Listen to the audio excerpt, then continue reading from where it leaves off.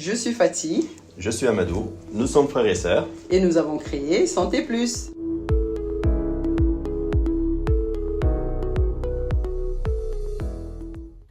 Je suis toujours avec Fatih et Amadou qui nous a rejoints pour nous parler davantage de la formation concernant Santé Plus. Comment tu vas, Amadou? Écoute, ça va très bien.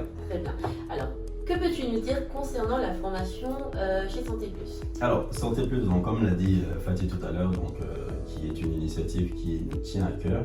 Donc, sur la partie formation, elle l'a précisé, notre objectif, c'est vraiment qu'à terme, l'évacuation soit vraiment minime, si ce n'est anecdotique. Donc, le but de ça, c'est qu'on a travaillé avec les chirurgiens sur place, qui ont un plateau technique de formation qui est de renommée internationale parce qu'ils sont certifiés par l'Union européenne.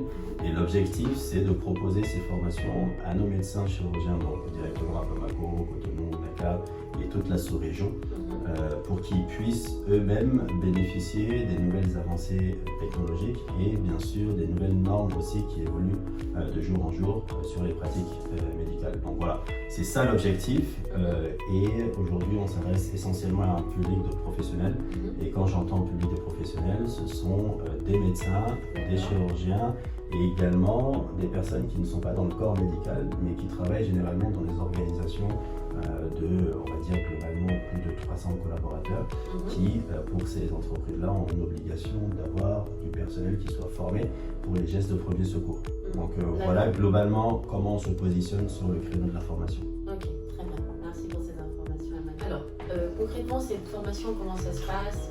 Comment on peut y adhérer? Est-ce que vous pouvez m'expliquer un peu le fonctionnement? La formation avec Santé Plus, on est sur 3 niveaux de formation. Alors le premier niveau de formation, c'est le basique qu'on pourrait faire toi et moi.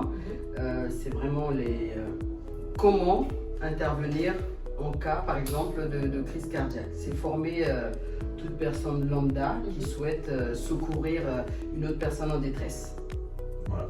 Donc, et surtout là, on est plus sollicité par les entreprises qui, pour certaines, ont des obligations d'avoir du personnel qui soit formé sur ces premiers gestes. Et c'est très important. Il y a beaucoup de personnes qui ne savent pas utiliser un carreau correctement, qui ne savent pas utiliser un défibrillateur, qui ne savent pas faire de massage cardiaque. Ça peut sauver une vie dans les premiers instants d'un malaise, par exemple. Donc il y a le deuxième niveau de formation, comme Fatih l'a dit, qui est cette fois-ci adressé à un niveau de professionnels déjà formés en médecine ou en infirmerie. Et donc là, on a une certaine sélection parce que c'est pas tout le monde qui va pouvoir bénéficier de cette formation-là.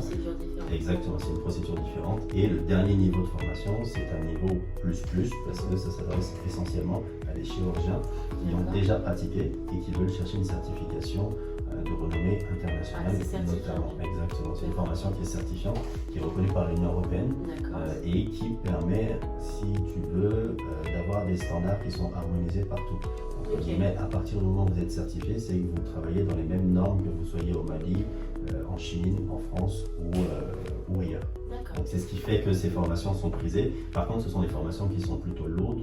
Pour le dernier niveau de formation, il faut se préparer au moins 3 mois à l'avance avant d'aller en formation. Et ensuite, c'est une formation qui prend à peu près 2 semaines où il faut être très rigoureux parce qu'à l'issue de la formation, si on ne rentre pas dans les critères, malheureusement, elle n'est pas certifiée. D'accord, donc voilà.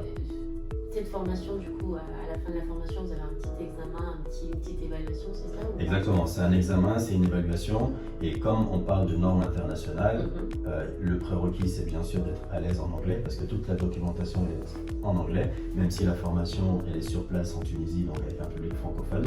Mais la documentation, elle est en anglais, et bien sûr, les examens se font pour partie en anglais également. Donc, l'anglais est très important. Voilà. Et c'est ce qui fait que pour le moment, on est encore en cours de recrutement de certains médecins pour cette formation, parce que ça prend énormément de temps d'identification et aussi de validation des prérequis. Et pour les autres formations, on est en discussion également avec des entreprises qui souhaitent faire bénéficier leurs salariés de cette formation et toute personne aujourd'hui dans le corps médical qui souhaite s'intéresser de plus en plus pour sa propre personne, ses compétences, peuvent nous contacter pour voir s'ils répondent aux critères de nos formations. Ok, très bien. Merci beaucoup, Amadou. Voilà. Merci, Fatih. De rien.